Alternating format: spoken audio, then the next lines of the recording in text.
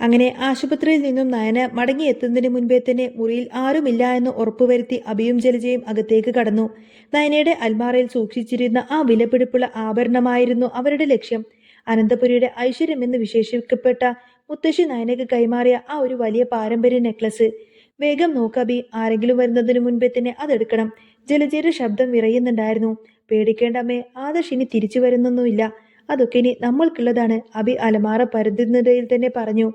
അവർ ആ മാല കൈക്കലാക്കി. എന്നാൽ ആ മുറിയുടെ ഒരു മൂലയിൽ ഇരുട്ടിൽ മറഞ്ഞു നിന്ന് ആദർശ് ഇതെല്ലാം തന്നെ കാണുന്നുണ്ടായിരുന്നു. തന്റെ കുടുംബത്തെ തകർക്കാൻ നോക്കുന്ന വിഷജന്തുക്കളെ അയാൾക്ക് വെറുതെ വിടാൻ കഴിയുന്നില്ല. പിറ്റേന്ന് രാവിലെ തറവാട്ടിൽ എല്ലാവരും ഹാളിൽ ഒത്തുകൂടി. നയന ആകെ പരിഭ്രാന്തിയിലായിരുന്നു. തന്റെ അൽമാരയിലെ മാല കാണുന്നില്ല എന്ന വിവരം അവൾ ഉറക്കെ പറഞ്ഞു. എന്റെ മാല കാണാനില്ല മുത്തശ്ശ, ആരോ അത് എടുത്തു കൊണ്ടുപോയിരിക്കുന്നു.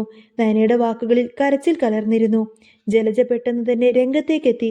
ഓ, അപ്പോ സ്വന്തം സാധനം സൂക്ഷിക്കാൻ പോലും നിനക്കറിയില്ലേ? നീ തന്നെ അത് എങ്ങോട്ടെങ്കിലും മാറ്റി വെച്ചിട്ടുണ്ടാവും. എന്നിട്ടിപ്പോ മറ്റുള്ളവരെ കുറ്റപ്പെടുത്തുകയാണ് എന്നൊക്കെ പറഞ്ഞ് ജലജ ദേഷ്യപ്പെട്ടു. മുത്തശ്ശൻ ശാന്തനായി ചോദിച്ചു. ജലജയെ, ഈ വീട്ടിൽ പുറത്തു നിന്നും ആരും വരില്ല. CCTV ഒന്നും കണ്ടിട്ടുമില്ല. അപ്പൊ പിന്നെ ഇത് ആരാണ് ചെയ്തത്? നയന ജലജയുടെ കണ്ണുകളിലേക്ക് നോക്കി പറഞ്ഞു. അപ്പച്ചി അറിയാതെ ഇവിടെ ഒന്നും നടക്കില്ല. അപ്പച്ചി തന്നെയായിരിക്കും ഇതെടുത്തത് എന്ന് പറയും. അതോടുകൂടെ ജലജ തട്ടിക്കയറി. എടി, നീ എന്നെ കള്ളിയാക്കാൻ നോക്കിക്കുന്നോടി. നിനക്ക് എന്ത് തെളിവുണ്ട് എന്നെ കുറ്റപ്പെടുത്താനെന്നൊക്കെ ചോദിക്കും. ആ ചോദ്യം അന്തരീക്ഷത്തിൽ അങ്ങ് മുഴങ്ങി നിന്നു. പെട്ടെന്ന് എല്ലാവരെയും ഞെട്ടിച്ചുകൊണ്ട് തന്നെ സ്റ്റെയർ കേസിന് മുകളിൽ നിന്നും ആദർശിന്റെ ശബ്ദം കേട്ടു. തെളിവുണ്ടപ്പച്ചി, ഞാൻ കണ്ടതാണ് തെളിവ് എന്നങ്ങ് വിളിച്ചു പറയും. ദുബായിൽ ജയിലിലാണെന്ന് കരുതിയ ആദർശ് തന്റെ മുന്നിൽ വന്ന് നിൽക്കുന്നത് കണ്ട് ജലജയുടെയും അബിയുടെയും കാൽക്കീഴിലെ മണ്ണ് ഒലിച്ചു പോകുന്നത് പോലെ അവർക്ക് തോന്നി. അവർ മരവിച്ചു നിന്നു. ആദർശ് താഴേക്കിറങ്ങി വന്നു. നീ ദുബായിൽ ജയിലിലല്ലേ എന്ന് ജലജ വിറച്ചുകൊണ്ട് ചോദിക്കണേ. ആ, അതായിരുന്നു നിങ്ങളുടെ എല്ലാം ആഗ്രഹം. പക്ഷേ അനന്തമൂർത്തി എന്ന മുത്തശ്ശന്റെ അനുഗ്രഹവും നയനയുടെ പ്രാർത്ഥനയും കൊണ്ട് ഞാൻ രക്ഷപ്പെട്ടു. ഈ വീട്ടിൽ കഴിഞ്ഞ 2 ദിവസമായി ഞാൻ എല്ലാ നാടകങ്ങളും നേരിട്ടെന്നെ കാണുന്നുണ്ടായിരുന്നു. ആദർശ് ആ മാല പറയുന്നതിനൊപ്പം തന്നെ അബിയുടെ കയ്യിൽ നിന്നുകൊണ്ട് തന്നെ അത് തട്ടിപ്പറിച്ച് അങ്ങ് വാങ്ങിക്കാണ്. മുത്തശ്ശൻ അബിയുടെ കർണം നോക്കി ഒരൊറ്റൊന്നങ്ങ് പൊട്ടിച്ചു. അതൊരു സൂപ്പർ തല്ല് തന്നെയായിരുന്നു. അതൊരു തല്ലായിരുന്നില്ല, വർഷങ്ങളോളം താൻ പാലൂട്ടിയ വിഷപ്പാമ്പിനുള്ള ശിക്ഷയായിരുന്നു. ഇതേ സമയത്ത് തന്നെ നവ്യ അവിടെ ഉണ്ടായിരുന്നില്ല. നവ്യ ഒരു ഷൂട്ടിങ്ങിന് വേണ്ടിയിട്ട് AN ജ്വല്ലറിക്കാരുടെ ഷൂട്ടിങ്ങിന് വേണ്ടിയിട്ട് പുറത്തേക്ക് പോയതായിരുന്നു. സന്ധ്യ ആയപ്പോഴാണ് നവ്യ വീട്ടിലേക്ക് എത്തിയത്. മോഡലിംഗിന്റെ തിരക്കുകൾ കഴിഞ്ഞു വന്ന നവ്യ കാണുന്നത് തളർന്നിരിക്കുന്ന അബിയെയും ജലജയെയുമാണ്. അബിയുടെ വീർത്ത കവിളുകൾ കണ്ട് നവ്യ പരിഭ്രാന്തിയിലായി. അബി, നിന്നെ ആരാ തല്ലിയത്? എന്താടാ എല്ലാവരും ഇങ്ങനെ വിഷമിച്ചിരിക്കുന്നത് എന്ന് ചോദിക്കാണ് നവ്യ. അബി ദേഷ്യത്തിൽ തന്നെ പറയുന്നുണ്ട്. എന്റെ ചേട്ടനല്ലേ അങ്ങേര്, ആ ആദർശ്, അവൻ ഇവിടെ തന്നെയുണ്ട്. അവന്മാര് നമ്മളെയൊക്കെ ചതിക്കുമായിരുന്നു. അവൻ ജയിലിലൊന്നും അല്ലായിരുന്നു എന്ന് പറയാൻ അബി. നവ്യ മുത്തശ്ശന്റെ അടുത്തേക്ക് ചെന്ന് പാഞ്ഞെന്നുകൊണ്ട് ചോദിക്കുന്നുണ്ട്. മുത്തശ്ശ, നിങ്ങൾ എന്തിനാ എന്റെ അബിയെ ഇട്ട് തല്ലിയത്? ആദർശേട്ടനല്ലേ നമ്മളെല്ലാവരെയും പറ്റിച്ചത്? നവ്യയുടെ ഓരോ വാക്കുകളിലും വിഷം പുരട്ടുന്നുണ്ടായിരുന്നു.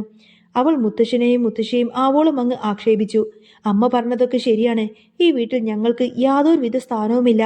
ഞാൻ മോഡലിങ്ങിന് പോയി കിട്ടുന്ന കാശ് കൊണ്ടാണ് അബിയും കുഞ്ഞും കഴിയുന്നത്. അങ്ങനെയുള്ള അവനെ തല്ലാൻ നിങ്ങൾക്ക് എന്താണ് അവകാശം എന്നൊക്കെ ചോദിച്ചു കൂടതിന് നവ്യ അവരോടൊക്കെ അങ്ങ് ദേഷ്യപ്പെടുകയാണ്. ദേഷ്യം അടങ്ങാനാവാതെ നവ്യ തന്റെ മുറിയിലേക്ക് നടന്നു. ആ സമയം ചന്തുമോൾ അവിടെ വാതിൽക്കൽ തന്നെ നിൽക്കുന്നുണ്ടായിരുന്നു. നവ്യയുടെ കുഞ്ഞിനെ കളിപ്പിക്കാൻ വന്നതായിരുന്നു അവള്. എടി, നീ എന്തിനാണ് ഇങ്ങോട്ടേക്ക് വന്നത്? നിന്നെ പോലൊരുവൾക്ക് എന്റെ കുഞ്ഞിനെ കാണാൻ തന്നെ എന്ത് അവകാശമാണുള്ളത് എന്നൊക്കെ ചോദിച്ചുകൊണ്ട് തന്നെ നവ്യ ആ കുഞ്ഞിനെ അവിടെ നിന്നും മാറ്റി ഓടിച്ചു. നിന്റെ അമ്മ അനഘ മരിക്കാൻ കിടക്കുകയാണ്. നീ താമസിയാതെ തന്നെ അനാഥയാവുമെന്നൊക്കെ പറഞ്ഞ് വളരെ ക്രൂരമായിക്കൊണ്ടായിരിക്കട്ടോ നവ്യ സംസാരിക്കുന്നത്. നവ്യയുടെ വാക്കുകൾ കേട്ട് ആ പിഞ്ചു കുഞ്ഞ് വിങ്ങിപ്പൊട്ടി കരയാണ്. ഇത് കേട്ടുകൊണ്ടാണ് മുത്തശ്ശൻ അങ്ങോട്ടേക്ക് വരുന്നത്. മുത്തശ്ശൻ പറഞ്ഞത്, നവ്യെ, നിനക്ക് ഇത്രമാത്രം ക്രൂരയാകാമെന്ന് ഞാൻ കരുതിയിരുന്നില്ല. നീ ആരെയാണ് ഈ ആക്ഷേപിച്ച് സംസാരിക്കുന്നത് എന്ന് നിനക്കറിയാമോ? നവ്യ പറഞ്ഞിട്ട്, അറിയാം മുത്തശ്ശ, അറിയാം. അറിഞ്ഞുകൊണ്ട് തന്നെയാണ് ഞാൻ സംസാരിക്കുന്നത്. ആദർശേട്ടന്റെ അവിഹിത സന്തതിയാണെന്ന് പറയും. അവൾ ഈ വീട്ടിൽ നിൽക്കുന്നത് തന്നെ നാണക്കേടാണെന്ന് നവ്യ പുച്ഛിച്ചുകൊണ്ട് പറഞ്ഞു. അന്നേരം മുത്തശ്ശൻ ആഞ്ഞ് അലറിക്കൊണ്ട് പറഞ്ഞു. നിർത്തടി നിന്റെ അഹങ്കാരം. നീ ആരെയാണ് പിഴച്ചുപറ്റവൾ എന്നൊക്കെ ഈ വിളിക്കുന്നത്? അവൾ നിന്റെ കുഞ്ഞിന്റെ അച്ഛന്റെ തന്നെ മകളാണ്. ചന്തുമോളുടെ അച്ഛൻ അബി തന്നെയാണെന്ന് പറയാണ് മുത്തശ്ശൻ. മുത്തശ്ശിന്റെ വാക്ക് കേട്ടതോടുകൂടി തന്നെ നവ്യ ഒരു നിമിഷം ശ്വാസം നിലച്ചതുപോലെ അങ്ങ് നിന്നു. ഇല്ല, ഇല്ല, ഞാനത് വിശ്വസിക്കില്ല. ഇത് കള്ളമാണ്, പച്ച കള്ളമാണ്. ആദർശേട്ടനെ രക്ഷിക്കാൻ വേണ്ടിയിട്ട് മുത്തശ്ശൻ തന്നെ മെനഞ്ഞെടുത്ത കള്ളക്കഥയാണിത് എന്നൊക്കെ പറയാണ് നവ്യ. അന്നേരം നയൻ അങ്ങോട്ടേക്ക് കടന്നു വന്നു. അവളുടെ കയ്യിൽ ഒരു ഫയൽ ഉണ്ടായിരുന്നു. നയന പറയുന്നുണ്ട്, ഇതൊന്ന് തുറന്നു നോക്ക് ചേച്ചി, ഇത് DNA ടെസ്റ്റ് റിസൾട്ടാണ്, ഇതിൽ എല്ലാ സത്യങ്ങളും ഉണ്ട് എന്നൊക്കെ പറഞ്ഞ് ആ ഒരു DNA ടെസ്റ്റ് റിസൾട്ട് നവ്യക്ക് മുന്നിൽ അങ്ങ് കാണിച്ചു കൊടുക്കാണ് നയന. നവ്യ വിറക്കുന്ന കൈകളോട് കൂടെ തന്നെ ആ ഒരു പേപ്പർ വാങ്ങി. അതിലെ ഓരോ അക്ഷരവും നവ്യയുടെ ഹൃദയത്തിൽ തറച്ചു. തന്റെ അഭി താൻ ദൈവത്തെ പോലെ വിശ്വസിച്ച തന്റെ ഭർത്താവ് തന്നെ ചതിക്കുകയായിരുന്നുവെന്നോ. ജലജ ആ സത്യമെല്ലാം അറിഞ്ഞിട്ടും അതെല്ലാം തന്നെ മൂടിവെച്ചു. നവ്യ ജലജയെ തന്നെ ഇങ്ങനെ രൂക്ഷമായി നോക്കുന്നുണ്ടായിരുന്നു. അന്നേരം അവരുടെ തല കുനിഞ്ഞിരുന്നു. അമ്മേ, നിങ്ങൾക്കും ഇത് അറിയാമായിരുന്നോ? നവ്യയുടെ ശബ്ദമിടറി. ജലജ മറുപടിയൊന്നും പറയാതെ വിതുമ്പിക്കൊണ്ട് അവളെ തന്നെ നോക്കി. സങ്കടപ്പെട്ടുകൊണ്ട് തന്നെ നവ്യ പറയുന്നുണ്ട്, എല്ലാവരും ചേർന്ന് എന്നെ പറ്റിച്ചു. ആദർശേട്ടൻ ഈ അപമാനമെല്ലാം സഹിച്ചത് എനിക്ക് വേണ്ടിയിട്ടായിരുന്നോ? എൻ്റെ ജീവിതം തകരാൻ വേണ്ടിയിട്ടായിരുന്നില്ലേ എന്നൊക്കെ പറഞ്ഞുകൊണ്ട് തന്നെ നവ്യ ആകെ തകർന്നു പോയി. തൻ്റെ അഹങ്കാരവും ദേഷ്യവും എല്ലാം തന്നെ ആ ഒരൊറ്റ വാർത്ത കേട്ടതോടുകൂടങ്ങ് അലിഞ്ഞു പോവാണ്. തന്റെ ഭർത്താവാണ് തെറ്റ് ചെയ്തത് എന്നും ആദർശേട്ടൻ കുറ്റക്കാരനല്ല എന്നറിഞ്ഞതോടുകൂടി തന്നെ നവ്യക്ക് വല്ലാത്ത കുറ്റബോധം തോന്നി. നവ്യ വേച്ചുകൊണ്ട് ആദർശിന്റെ അടുത്തേക്ക് ചെന്ന് നടന്നു. ആദർശ് ഒരു കല്ല് പോലെ നിശ്ചലനായി തന്നെ അവിടെ നിൽക്കുന്നുണ്ടായിരുന്നു. അയാളുടെ മുന്നിൽ നവ്യ കൈ കൂപ്പിക്കൊണ്ട് നിന്നു. ആദർശേട്ടാ, എന്നോട് ക്ഷമിക്കണം. ആദർശേട്ടൻ എനിക്ക് മാപ്പ് തരണം. ഞാൻ നിങ്ങളെ ഒരുപാടധികം കുറ്റപ്പെടുത്തി. പറയാൻ പാടില്ലാത്ത പല വാക്കുകളും ഞാൻ പറഞ്ഞു. നിങ്ങളുടെ മനസ്സ് ഞാൻ ഒരുപാടധികം വേദനിപ്പിച്ചു. നവ്യ പൊട്ടിക്കുരിഞ്ഞുകൊണ്ട് തന്നെ അവൾ ആദർശിന്റെ കാൽക്കലങ്ങ് വീഴാണ്. എന്റെ തെറ്റുകൾക്ക് മാപ്പില്ലെന്ന് എനിക്കറിയാം ആദർശേട്ടാ, പക്ഷേ അറിയാതെ ചെയ്തതാണെന്ന് കരുതി എനിക്ക് മാപ്പ് തരണം. നയനയും ഞാൻ ഒരുപാടധികം വിഷമിപ്പിച്ചു. ഹാളിൽ ഉണ്ടായിരുന്ന എല്ലാവരുടെയും കണ്ണുകൾ നിറഞ്ഞു. ചതിയുടെയും വഞ്ചനയുടെയും മതിൽക്കെട്ടങ്ങൾ തകർന്നുകൊണ്ട് തന്നെ സത്യത്തിന്റെ പ്രകാശം അവിടെ പടർന്നു നിന്നു. അബിക്കാണെങ്കിൽ അവിടെ നിൽക്കാൻ പോലും കഴിയാതെ തല താഴ്ത്തി അവിടെ നിന്നും നടന്നു നീങ്ങി. അങ്ങനെ അനന്തപുരി തറവാട്ടിൽ വലിയൊരു ശുദ്ധീകരണം തന്നെ നടന്നിരിക്കുന്നു. നവ്യയുടെ പൊട്ടിക്കരച്ചിലും അബിയുടെ കുറ്റബോധം നിറഞ്ഞ മൗനവും ആ വലിയ വീടിനെ ശ്വാസം മുട്ടിച്ചു.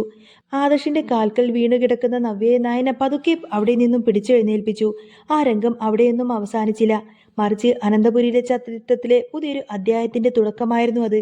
നവ്യ എഴുന്നേറ്റ് തന്റെ കണ്ണുനീരെല്ലാം തുടച്ച് അവളുടെ കണ്ണുകളിൽ ഇപ്പോൾ സങ്കടമല്ല, മറിച്ച് ഉറച്ചൊരു തീരുമാനത്തിന്റെ തിളക്കമായിരുന്നു.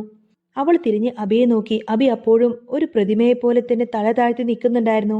അബി, നവ്യയുടെ ശബ്ദം ശാന്തമായിരുന്നു. പക്ഷേ അത് അബിയുടെ കാതുകളിൽ ഇടിമുഴക്കം പോലെ തന്നെ പതിച്ചു. നീ ചെയ്തത് വെറും ഒരു ചതിയല്ല അബി. ഒരു പെൺകുട്ടിയുടെ ജീവിതം പോലും നീ തകർത്തു. അവളെ നീ മരണത്തിലേക്ക് തള്ളിവിട്ടു. സ്വന്തം ചോരയെ നീ അനാഥയാക്കി മറ്റൊരുവന്റെ തലയിലേക്ക് അങ്ങ് കെട്ടിവെച്ചു. ഇതിനെല്ലാം കൂട്ടുനിന്ന നിന്റെ ഈ അമ്മ. നവ്യ ജലജയൊന്ന് രൂക്ഷമായി നോക്കി. നവ്യെ, എനിക്ക് തെറ്റുപറ്റിപ്പോയി. സാഹചര്യങ്ങൾ എന്നെ കൊണ്ട് എന്നൊക്കെ പറഞ്ഞ് അബി എന്തോ പറയാൻ ശ്രമിച്ചു. സാഹചര്യങ്ങളല്ല അബി, നിന്റെ ഉള്ളിലെ സ്വാർത്ഥതയാണ് നിന്നെ കൊണ്ട് ഇതെല്ലാം ചെയ്യിപ്പിച്ചത്. നവ്യ അവനെ ആഞ്ഞടിച്ചുകൊണ്ട് തന്നെ പറഞ്ഞു. ഈ നിമിഷം മുതൽ എനിക്കും എന്റെ കുഞ്ഞിനും നിന്റെ കൂടെ ഒരു ജീവിതമില്ല. അനഘക്ക് നൽകാത്ത നീതി എനിക്ക് നീ നൽകുമെന്ന് ഞാൻ വിശ്വസിക്കുന്നില്ല, നവ്യ പറഞ്ഞു. ജലജ പെട്ടെന്ന് നവ്യയുടെ അടുത്തേക്ക് ഓടി വന്ന് പറയുന്നുണ്ട്, മോളെ നവ്യെ, നീ ഇങ്ങനെയൊന്നും പറയരുത്. അബിക്ക് അതൊരു അബദ്ധം പറ്റിയതാണ്. നീ കൂടി കൈവിട്ട് കഴിഞ്ഞാൽ അവൻ ആകെ തകർന്നു പോവും. നിന്റെ കുഞ്ഞിനെ ഓർത്തിട്ടെങ്കിലും നീ ഒന്ന് ക്ഷമിക്കുക എന്ന് പറയും. കുഞ്ഞിനെ ഓർക്കുന്നത് കൊണ്ട് തന്നെയാണമ്മേ ഞാൻ ഈ തീരുമാനമെടുക്കുന്നത്, നവ്യ ഉറച്ച സ്വരത്തിൽ പറഞ്ഞു. വഞ്ചനയും ചതിയും ശ്വസിച്ചു വളരുന്ന ഒരച്ഛന്റെ തണലിലല്ല എന്റെ കുഞ്ഞ് വളരേണ്ടത്. അഭിമാനത്തോടെ ജോലി ചെയ്തു തന്നെ ഞാൻ എന്റെ മോനെ വളർത്തിക്കോളാം. ഈ വീട്ടിൽ ഇനി അബിയുടെ ഭാര്യയായി നവ്യ ഉണ്ടാവില്ല എന്നൊക്കെ നവ്യ ഉറച്ച സ്വരത്തിൽ തന്നെ പറയാണ്. നവ്യ പതുക്കെ ചന്തുമോളുടെ അടുത്തേക്ക് നടന്നു. ആ കുഞ്ഞ് ഇപ്പോഴും ഭയത്തോടുകൂടെ തന്നെ മുത്തശ്ശന്റെ കയ്യിൽ തൂങ്ങി നിൽക്കുന്നുണ്ടായിരുന്നു. നവ്യ ആ കുഞ്ഞിന്റെ മുന്നിലേക്ക് ചെന്ന് മുട്ടുകുത്തിയിരുന്നു. അവളുടെ മുഖം മെല്ലെ തഴുകി. ചന്തുമോളെ, നീ ഈ നവ്യാമ്മയോട് ക്ഷമിക്ക്. നിന്നെ ഞാൻ ഒരുപാടധികം വേദനിപ്പിച്ചിട്ടുണ്ട്. നവ്യയുടെ ശബ്ദമിടറി. ഇനി നിന്നെ ആരും ഒറ്റപ്പെടുത്തില്ല. നിനക്ക് ലഭിക്കേണ്ട എല്ലാ അവകാശങ്ങളും ഈ വീട്ടിലുണ്ടാവും. മുത്തശ്ശൻ ആദർശിനെ അരികിലേക്ക് വിളിച്ചുകൊണ്ട് പറഞ്ഞു. ആദർശേ, നീ ചെയ്ത ത്യാഗം ചെറുതല്ല. ഈ കുടുംബത്തിന്റെ മാനം കളയാൻ വേണ്ടിയിട്ട്, സ്വന്തം പേരിൽ കളങ്കം കേൾക്കാൻ വേണ്ടിയിട്ട് നീ തയ്യാറായി. നിന്നെ പോലൊരു കൊച്ചുമോനെ ലഭിച്ചത് തന്നെ ഈ അനന്തപുരിയുടെ പുണ്യമാണെന്ന് പറയും. ആദർശ് വിനയത്തോടെ തല താഴ്ത്തി. മുത്തശ്ശ, ഞാൻ ചെയ്തത് എന്റെ കടമയാണ്. നയനയുടെ ചേച്ചിയുടെ ജീവിതം തകരാതിരിക്കാൻ വേണ്ടിയിട്ട് മാത്രമാണ് ഞങ്ങൾ ഇങ്ങനെയൊക്കെ ഇതെല്ലാം രഹസ്യമാക്കി വെച്ചത് എന്ന് പറയും. പക്ഷേ സത്യം ഒരിക്കൽ പുറത്തു വരുമെന്ന് എനിക്ക് ഉറപ്പായിരുന്നു. നയന ആദർശിന്റെ കൈകളിൽ മുറുകെ പിടിച്ചു. അവരുടെ കണ്ണുകൾ തമ്മിൽ കോർത്തു. അവിശ്വാസത്തിന്റെയും സംശയത്തിന്റെയും നിഴലുകൾ പൂർണ്ണമായും തന്നെ നീങ്ങിയിരുന്നു. മുത്തശ്ശൻ അബിയെ നോക്കി വിധി പ്രസ്താവിച്ചു. അബി, നവ്യ എടുത്ത തീരുമാനം തന്നെയാണ് ശരി. ചതിയും വഞ്ചനയും കൈമുതലാക്കിയ നിനക്ക് എന്തായാലും ഈ തറവാട്ടിൽ ഇനി സ്ഥാനമില്ല. നിനക്ക് നൽകിയ എല്ലാ അധികാരങ്ങളും ജ്വല്ലറിയിലെ സ്ഥാനങ്ങളും എല്ലാം തന്നെ ഞാൻ തിരിച്ചെടുത്തിരിക്കുന്നു. ഇനി നീ അനന്തപുരിയിലെ ട്രസ്റ്റിൽ പോലും അംഗമല്ല. നവ്യക്കും കുഞ്ഞിനും ഈ വീട്ടിൽ താമസിക്കാം. പക്ഷേ നീ ഇവിടെ നിന്നും പുറത്തിറങ്ങണം. നിനക്ക് ഇനി പടിക്ക് പുറത്തായിരിക്കും സ്ഥാനം എന്ന് പറയാണ് മുത്തശ്ശൻ. അന്നേരം അബി ഒന്നും മിണ്ടിയില്ല. അവൻ പതുക്കെ തന്റെ ബാഗും എടുത്ത് പടിയിറങ്ങി. ജലജ അവനെ തടയാൻ നോക്കിയെങ്കിലും മുത്തശ്ശന്റെ ഒരു നോട്ടം അവളെയും തളർത്തിക്കളഞ്ഞു. തന്റെ മകൻ ചെയ്ത പാപങ്ങളുടെ ഭാരം ജലജയും തോളിലേറ്റുന്നുണ്ടായിരുന്നു. ദിവസങ്ങൾ അങ്ങനെ കടന്നുപോയി. അനന്തപുരിയിൽ പഴയ സമാധാനം തിരികെ വന്നു. നവ്യ തന്റെ മോഡലിംഗ് ജോലിയിൽ കൂടുതൽ ശ്രദ്ധ കേന്ദ്രീകരിച്ചു. ചന്തുമോളും നവ്യയുടെ കുഞ്ഞും ഒരേ മുറിയിൽ തന്നെ സഹോദരിമാരെ പോലെ കളിച്ചു വളരാൻ തുടങ്ങി. നയനയും ആദർശും ചന്തുമോളുടെ സംരക്ഷണത്തിൽ ഇപ്പോഴും മുന്നിലുണ്ട്. മുത്തശ്ശൻ എല്ലാവരെയും ഹാളിലേക്ക് വിളിച്ചു വരുത്തി. നമ്മൾ ഒരുപാട് പരീക്ഷണങ്ങളിലൂടെ കടന്നുപോയി. പക്ഷേ ഇപ്പോൾ സത്യം ജയിച്ചിരിക്കുന്നു. ചന്തുമോൾ ഇനി അബിയുടെ മകളായിട്ടല്ല, അനന്തപുരിയുടെ മകളായിട്ട് തന്നെ ഇവിടെ തന്നെ വളരും. അവൾക്ക് വേണ്ട എല്ലാ കരുതലും നവ്യയും നയനയും നൽകണം. എല്ലാവരുടെയും മുഖത്ത് സന്തോഷം വിരിഞ്ഞു. ചന്തുമോൾ ഓടി വന്ന് നയനയും നവ്യയും കെട്ടിപ്പിടിച്ചു. ആ വലിയ തറവാടിന്റെ മുറ്റത്ത് സത്യത്തിന്റെയും സ്നേഹത്തിന്റെയും പുതിയൊരു പൂക്കാലം തന്നെ വിരിയുന്നുണ്ടായിരുന്നു. അങ്ങനെ പത്തരമാറ്റിന്റെ തിളക്കത്തോടുകൂടെ തന്നെ അനന്തപുരി വീണ്ടും ഉണരുന്ന ഒരു അടിപൊളി സൂപ്പർ എപ്പിസോഡൊക്കെ ഇനി വരുന്നുണ്ട് കേട്ടോ. അപ്പോൾ നിങ്ങൾക്ക് ഈ ഒരു ചാനൽ ഇഷ്ടമാണെങ്കിൽ സബ്സ്ക്രൈബ് ചെയ്യാനും സപ്പോർട്ട് ചെയ്യാനും മറക്കല്ലേ. നെക്സ്റ്റ് വീഡിയോ ഉടനെ വരാം. ബൈ.